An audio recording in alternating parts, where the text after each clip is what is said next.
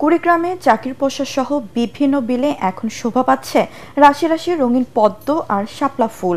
সরকারি এসব বিলে ফোটা পদ্ম আর শাপলার অপরূপ সৌন্দর্য দেখতে ভিড় জমাচ্ছেন ভ্রমণ পিপাসুরা। কুড়িগ্রাম প্রতিনিধি সাইফুল ইসলাম মানিকের রিপোর্ট, জানাচ্ছেন ফারহিন ইসলাম টুম্পা। পদ্ম আর শাপলা ফুলে ভরে গেছে কুড়িগ্রামের বেশিরভাগ বিল। স্থানীয়রা জানায়, বছরের এই সময়টায় জেলার 52টি ছড়া আর বিলের প্রায় সবগুলোতেই দেখা মেলে সাদা, হলুদ, সোনালী রঙের পদ্ম আর শাপলার, যা নজর কাড়ে সবার। তবে যোগাযোগ ব্যবস্থা ভালো না থাকায় হতাশা জানালেন দর্শনার্থীরা।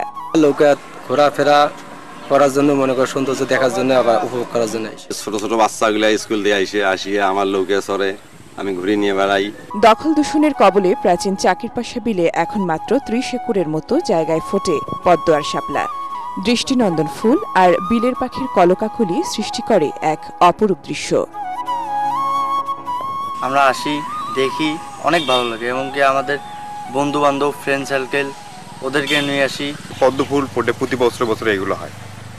এখানে অনেক দূর দূরান্ত থেকে লোক আসে দেখার জন্য। অনেক সৌন্দর্য ফুটে ওঠে, সবাই আসে।